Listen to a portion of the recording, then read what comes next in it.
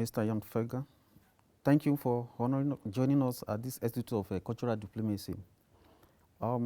I appreciate your lecture so far, and I think it has gone a long way of elevating us here in ICD. I would like to ask you a little questions which I know you can easily give us a good answer. The ICD, Organization for Youth Education and Development for Initiation in this institute, what would you like to talk about the organization of ICD? I think that the role of intercultural dialogue and diplomacy via culture is growing.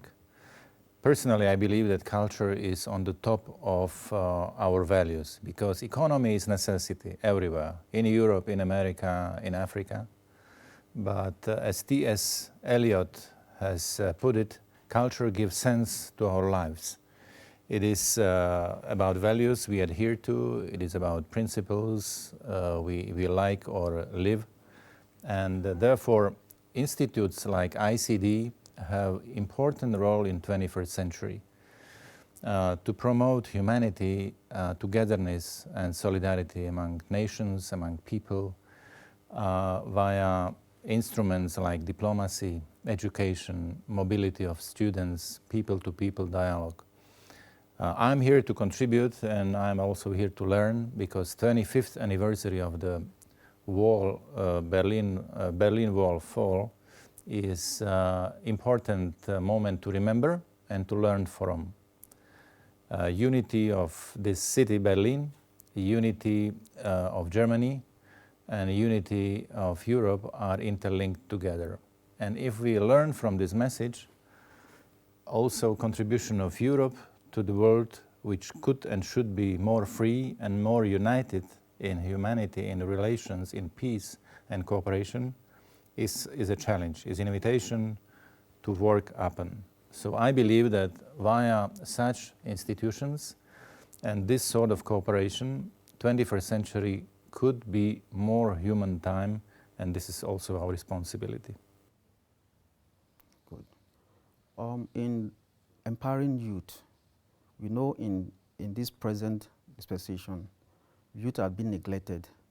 And in politics, we know youth are the political machine being used by the politicians.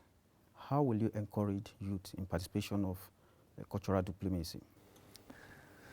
Freedom invites us for responsibility. Two sides of one coin is freedom and responsibility for the content, for the context, for the principles important for freedom. To live in freedom means responsibility for freedom. And young people who are educated are better prepared for their role in society.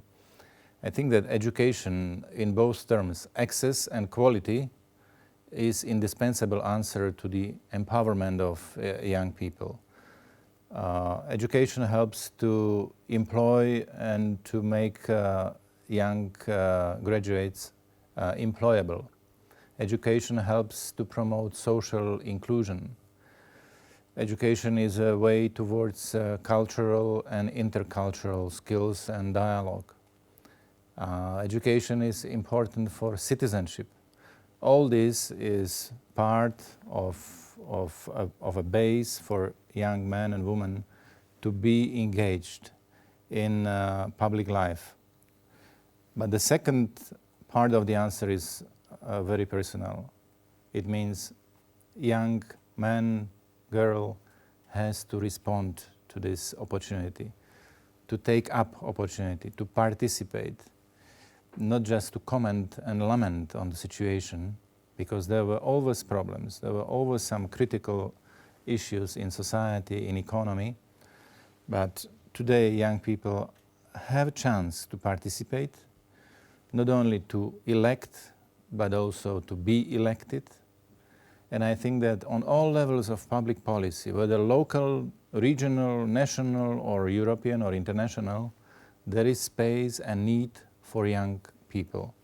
I like young people who are not, as I say, commenting and lamenting, but taking part in dialogue, in education, in Erasmus program or students' mobility, because they know the world, they know the others, they can build upon this knowledge, and they can invest into the new opportunities and find better answers. Young people who are eager to know, who are engaged in public life, who are innovative, who are entrepreneurial, it means they take initiative, they are not afraid of taking some responsibility, even taking risk, are blessing for society, for community. We need this sort of young people, and schools and public authorities should help young people to be engaged, to be more active, to be invited, to be welcome in public arena, in public life. Good. In your country, how were you able to mediate them to join the EU? Slovakia has joined the European Union 10 years ago, and it was not easy and simple process. 25 years ago, we had communism, which collapsed after a peaceful Velvet Revolution, which was part of the European change in 1989, 1990.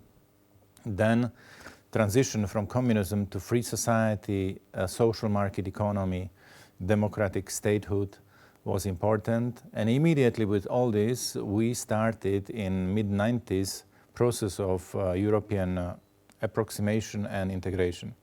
So these were kind of two processes in one, modernizing and empowering Slovakia. I was chief negotiator before the accession to the Union, and then the first EU commissioner from Slovakia among 25. This promoted our values, culture, identity as a contribution to the potential of the Union with our people. On the other side, Slovakia expected and still expects some EU assistance, especially in regional and development and cohesion funds. But in basic relationship, we are now members with full not only rights but also duties.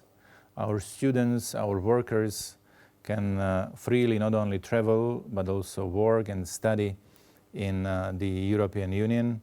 And I think that enlarged union with Slovakia, Poland, Hungary, Czech Republic, with all these new member states is more European because it's more complete.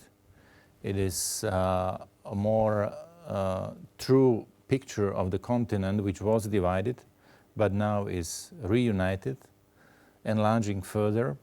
And I think that Europeanization of this continent is the answer to our legacy from 20th century. 20th century with all divisions, bloody borders, mass graves, and atrocities is a message to remember, to respect victims in fight for peace and freedom in Europe, but also to care about basic values and principles which are important for living together in peace and unity. So what were your difficulties in mediation when you were trying to bring in this?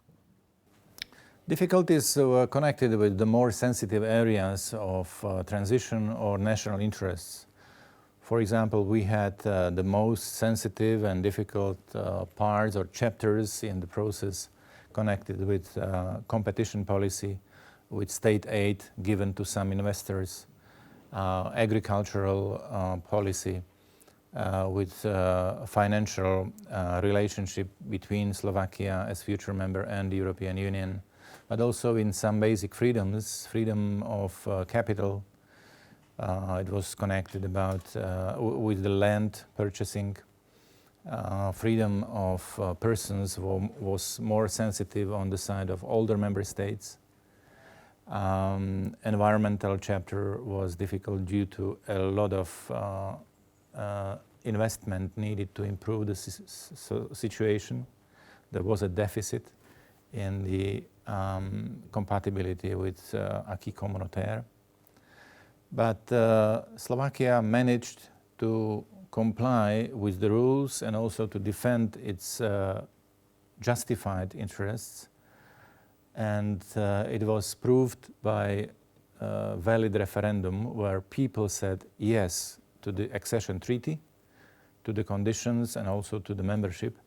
And I think 10 years after, we may say that the conditions were fair or acceptable on both sides, and Slovak accession to the European Union was a success story. Slovakia, in some parameters, has overtaken countries like Hungary, which was always more advanced, or is now in the Eurozone as a member of European Monetary, Economic and Monetary Union, which is not simple and small issue. So in 10 years, from outside to EU full membership, Schengen system, and Eurozone membership means a lot of difficult and demanding reforms, but also a lot of progress in Slovakia. And I'm grateful that my country showed good example and inspiration to people and to many countries around, because we all need innovations, reforms, competitiveness, and kind of perseverance on the way towards 21st century with more competitive, but also more human and value-based community.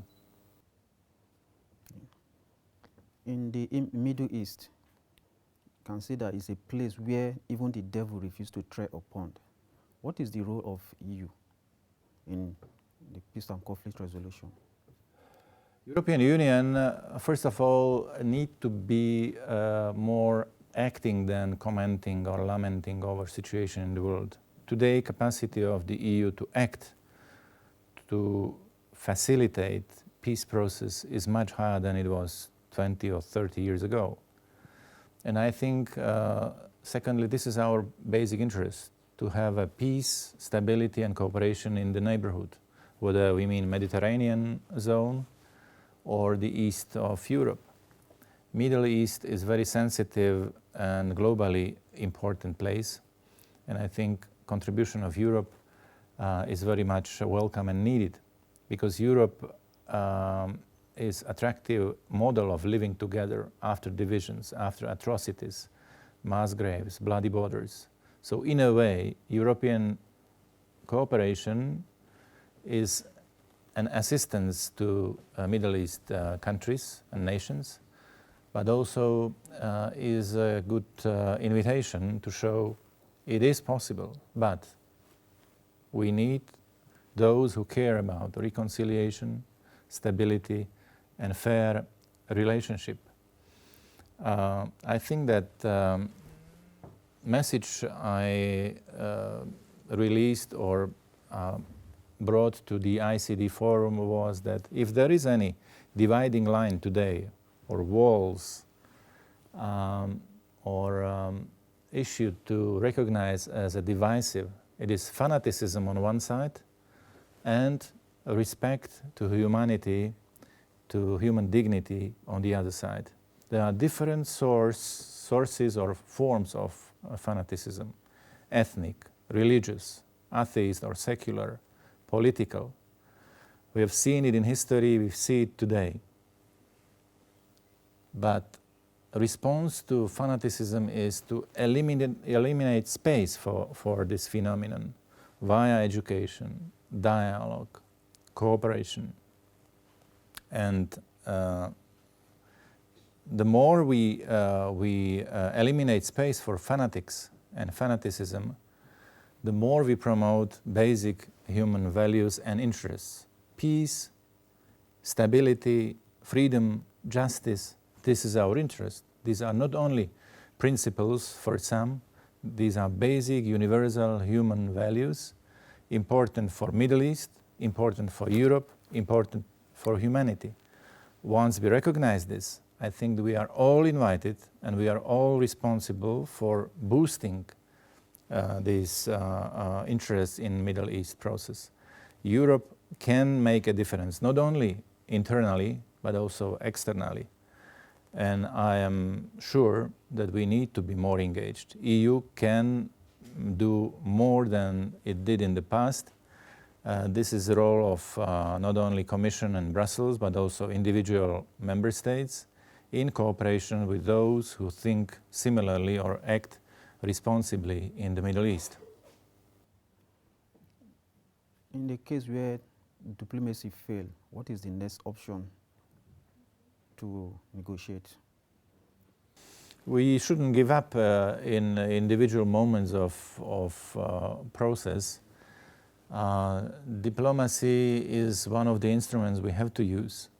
But what this institute and annual conference and plethora of activities of the ICD is about is people-to-people dialogue, mobility of young people, education, access to basic cultural instruments in order to live together, not only to exist parallelly or exist each next to other.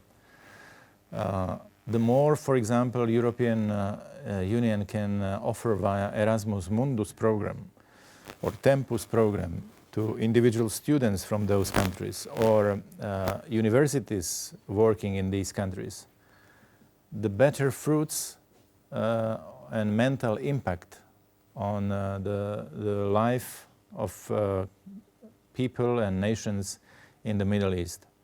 I'm sure that war or conflict is not something perpetual or unavoidable in the Middle East. There are examples of reconciliation. There are statesmen representing men and women of reconciliation, cooperation, and bridge building. So instead of building walls, we need to promote bridge building, reaching hand to the other community in order to invite the others to do the same. I think that European cooperation should promote the best practices we had in European modern history to overcome the atrocities or hatred or divisions of the past. It is possible. It is not easy. It is very demanding, but achievable. German-French reconciliation is now part of basic history, from division and atrocities to integration and very efficient cooperation of the two. But the same example and invitation is for Balkan countries, for Eastern Europe. And I think that these countries show step by step, gradually, that it is possible, it is their interest, but also it's good for continent and for international community. I think Middle East should learn from the best examples and also needs domestic, national leaders who think according to these values and experiences. Do you believe in this statement I made mention of, if you want peace, prepare for war? How can you reconcile this with cultural diplomacy? I think that these simplifications are sometimes a source of conflictual thinking or lack of basic trust that peace is possible, that peace is a fruit of freedom and justice. And I think that that's the path to follow. Because if somebody wants to build peace without justice, it will not work. There will be maybe appeasement, there will be maybe armistice, but peace is something deeper. We had in our countries during Cold War peace and stability, but it was without freedom and it was without justice. And it didn't work because it was inhuman. So thinking or mentality at the Middle East should follow deeper path towards universal human values. Peace is needed. We are all invited. Peace is in the interest of Palestinians and Israeli, but peace can be built and can survive only on the base of freedom and justice. And that's the homework and international work for those who can make a difference, who can contribute. And measure of responsibility or rate of responsibility is given by the rate of influence. And each man and woman inside of communities and countries has a say, has some influence, limited, but there is influence. And also outside world, whether we mean United States or Russia or a European community or United Nations and other countries, can contribute to justice and peace and freedom in Middle East. What would be your suggestion for ICD in engagement of youth? The more we can do, the better for young people who take over the responsibility more and more, because if they are keen to be active citizens, I think they will find proper concrete answers in time to come. Young people who communicate, who know the world, but also are basic responsible patriots for the situation in their countries is the blessing for the community, whether in Europe or in the world. We need young people who are not afraid, but who share respect to cultures, to each other, to the responsibility for freedom, who are mature and prepared to learn from the past, act today in dreaming and preparing for future.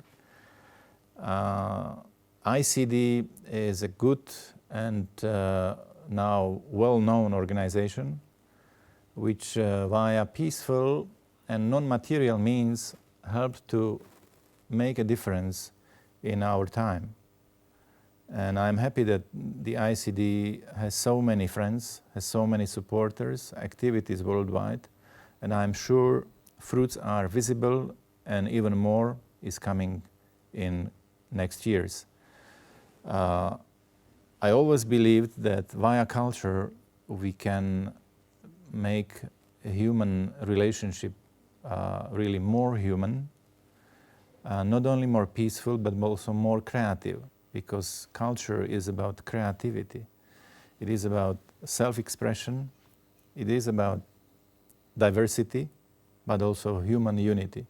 We are all equal in human dignity, and we are all different because everybody is original, authentic. And this great human principle, united in diversity, is important in my country, Slovakia, in Europe, which is united in diversity, but also in the world, which is nice when it is diverse, but also more human as one large family. Thank you very much. We have come to the end of the interview. Thank you, and Appreciate it.